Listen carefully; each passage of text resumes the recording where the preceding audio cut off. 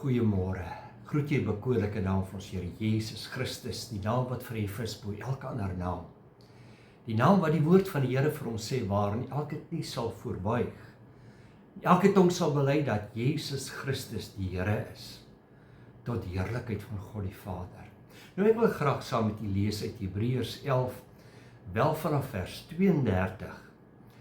En wat sal ek nog meer sê?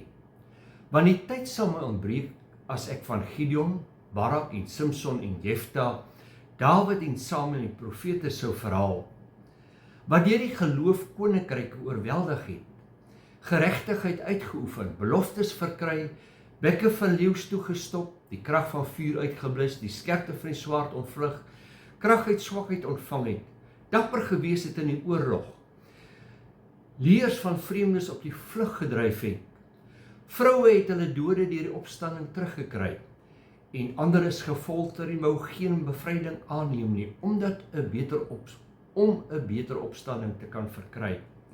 Ander weer het die proef van bespottinge en geeslinge deurstaan, ook van boeie en gevangenis. Hulle is gestenig, in stukke gesaag, versoek, deur die swaard vermoor. Hulle het rondgeloop in skaapvelle en in bokvelle, hulle het gebrek gely, hulle is verdruk, mishandel. Die wêreld was hulle nie werd nie. Hulle het in woestyne rondgedwaal en op berge en in spelonke en skeure in die grond. En alhoewel hulle almal deur die geloof getuienis ontvang het, het hulle die belofte nie verkry nie. Omdat God iets beters oor ons beskik het, sodat hulle nie sonder ons volmaak sou word nie. Ek wil dan graag vanmôre met die gesels rondom hierdie gedagte en dan in die vorm van 'n vraag, wil jy werklik die Here dien? Wanneer ons van die geloofshelde lees ons van manne en vroue wat ongelooflike oorwinnings ervaar het. Tog is dit ook so, dat ander mishandel en gedood was, ten spyte van hulle geloof en hulle vertroue. Jy sien, geloof sê nie, dat ek en jy 'n sorgvrye lewe sal geniet nie. Ek lees in die woord van die Here, die volgende in Lukas 14, vers 28. Want wie van julle wat 'n toring wil bou, gaan nie eers sit en die koste bereken, of hy die middele het om dit uit te voer nie. Met ander woorde, daar word 'n kosteberekening gemaak om te kyk, kan ek wel bou? Kan ek tot hierdie aksie oorgaan? Nou wil ek vir jou 'n vraag vra, meneer, mevrou. Het jy al 'n kosteberekening gemaak rakende jou geloof, jou verhouding met die Here? Ek gaan aan jou voorhou wat die woord sê. En dan opnuut aan jou hierdie vraag vra. Wil jy werklik die Here dien? Johannes 16:33. Dit het ek vir julle gesê, dat julle in my vrede kan hê. Nou wil ek jy aandag vestig op die res van hierdie teksvers. Hy sê, in die wêreld sal julle verdrukking hê. Maar hou goeie moed, ek het die wêreld oorwin. Wat sê die teksvers? Dit het ek vir julle gesê. Wat het hy gesê? In hierdie wêreld sal jy verdrukking hê. Moenie verras wees nie. Moenie verras wees as daar beproewing is nie. Te midde hiervan, sê die Here, kan jy en ek vrede ervaar. Hoekom? Omdat hy die wêreld oorwin het. 2 Korinte 7:5. Toe ons in Macedonië gekom het, het ons geen rus of duurte gehad nie. Van alle kante was daar druk op ons, van buite onenigheid, van binne sorge. Wat sê Paulus? Die lewe is nie 'n gemaksreis nie. Daar is stryd. Baie keer het ons hierdie druk van buite, van finansies, van verhoudings, van siekte. Dan is daar ook dalk die bekommernisse wat hier in ons binneste lê. Sê nou maar net, ek verloor my werk. Sê nou maar net. En hierdie dinge vreet aan ons. Sielkundig en emosioneel raak ons uitgeput. In 1 Petrus 4:12 skryf Petrus: Geliefdes, verbaas julle nie oor die vuurgloed van vervolging onder julle wat tot julle beproewing dien, asof iets vreemds oor julle kom nie. Ek stel dit aan jou, dat God nêrens in sy woord beloof dat ons geloofslewe op aarde 'n reis van gemak sal wees nie. Nou, die volgende is vir my belangrik. Want baie keer het ons hierdie illusie dat God aan ons 'n verduideliking of 'n verskoning verskuldig is. Luister vriend, luister mooi. Die Here skuld jou en my niks. Hy is geen verduideliking aan ons verskuldig nie. Hy is God. Soms ervaar ons sy teenwoordigheid so op 'n tasbare wyse. Maar ander kere is daar 'n stilte in sy wagkamer. En dan voel ek en jy alleen. Dis dan wanneer ons stil word, dat ons hoor dat die Gees van die Here net vir ons bloot eenvoudig sê, vertrou my. Is jy bereid om my te vertrou? Wanneer ek na Hebreërs 11 kyk, word ek bewus van 'n geloof wat gesetel is in 'n lewende God. Hulle het 'n vertroue in 'n lewende God. Daar is 'n belofte van iets beters, iets wat die wêreld hulle nie kan bied nie, en hieraan hou hulle vas, midde die vervolging en die beproewings van hulle geloof.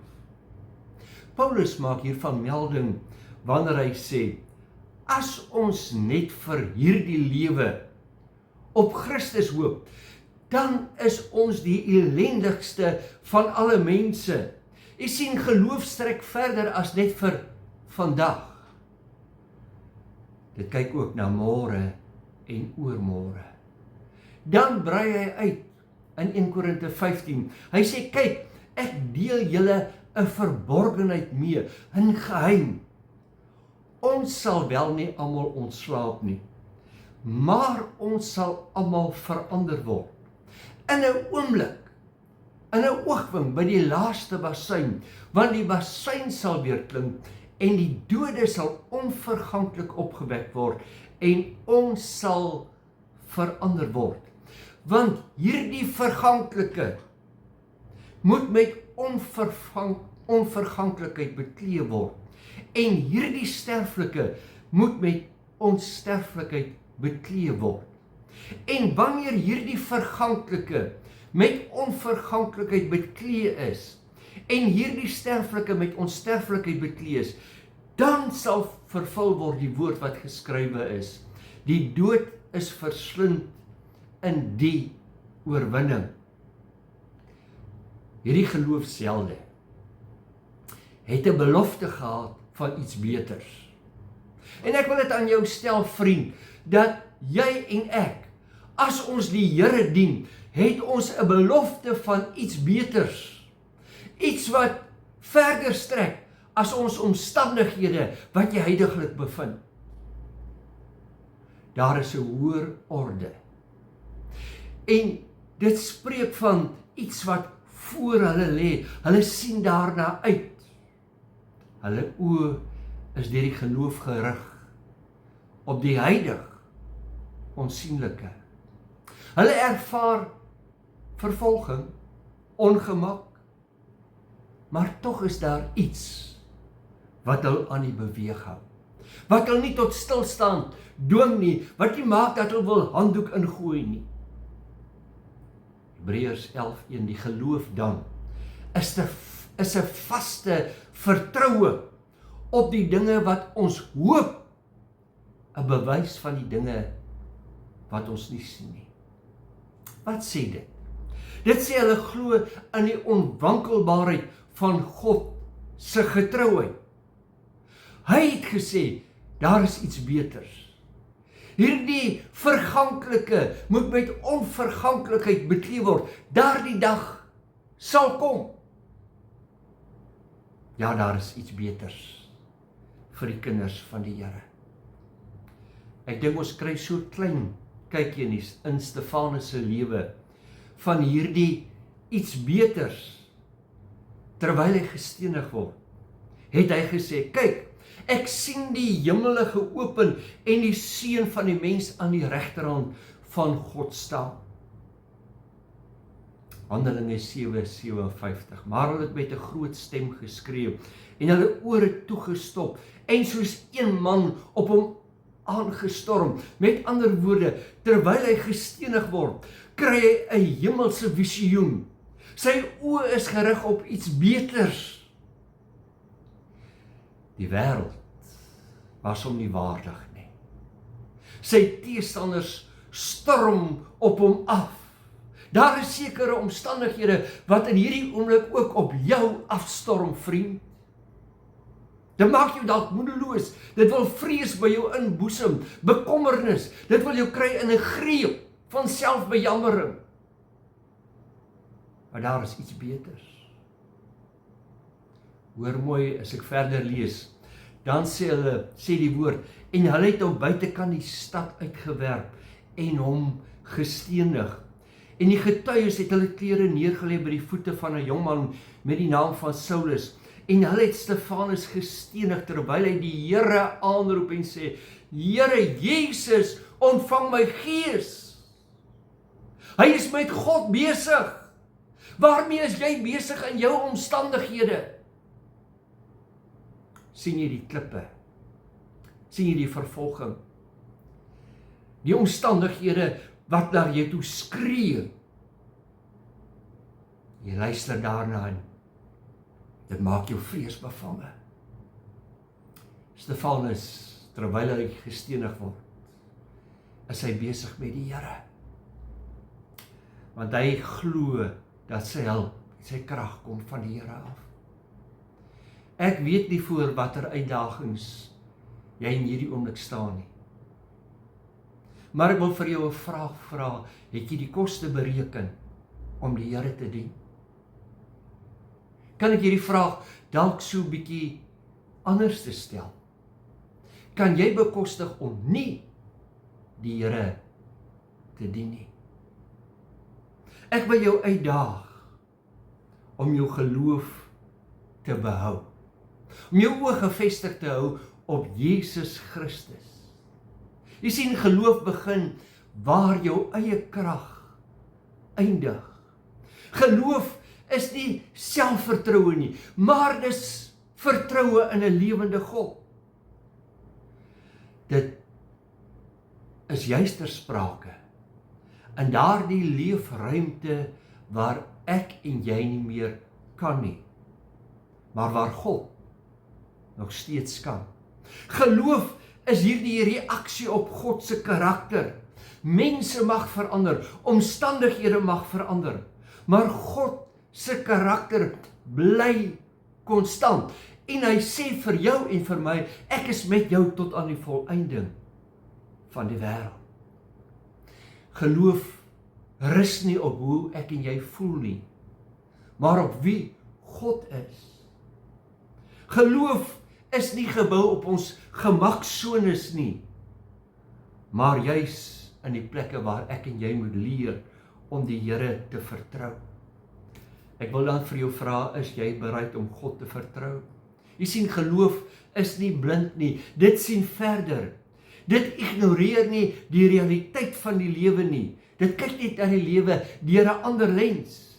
Dit sien die onsigbare, dit sien die onsigbare God, wat bereid is om deur sy liefde en sy gedade, deur dit wat hy vir ons doen, sigbaar te word.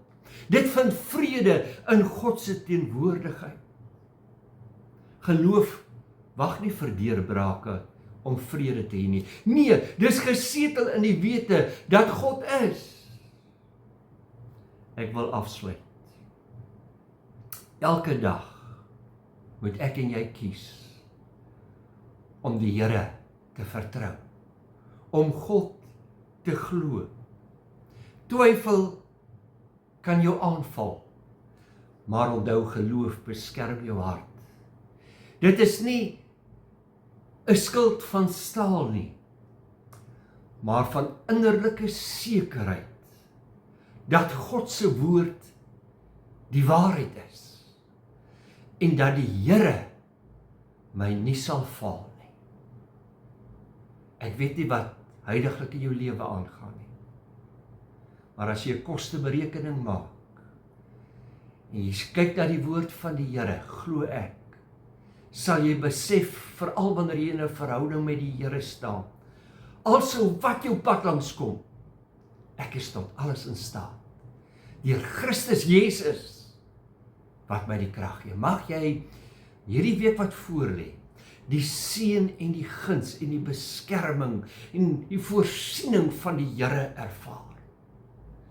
Ja, daar is stryd, maar God dan, te midde daarvan, kan ek en jy meer as oorwinnaars wees. Kom ons bid saam. Vader, vir ons Heer Jesus Christus, dankie dat ons U kan ken, maar meer nog dat ons ook deur U geken is. En dat ons hierdie sekerheid het dat niks en niemand ons uit U hand kan ruk nie. By U, Here, is ons veilig, terwyl ons hier op aarde is. Erken ons U grootheid, erken ons afhanklikheid teenoor U, en dank ons U dat U ons vashou met 'n sterke hand. Ons bring dan aan U die lof en die eer en die dank van ons harte, bid ek in Jesus lieflike naam. En Here, elkeen wat na hierdie boodskap luister, wil ek voorbid en vra dat die vrede van God, wat die menslike verstand te bowe gaan, van elkeen besit sal neem, en dat hulle sal weet, U is in beheer. Dankie dat U ons deurdra. Lof, eer en dank aan U, tot na alle ewigheid. Amen. Vrede vir jou. Jy moet mooi loop, en onthou, die Here het jou baie lief.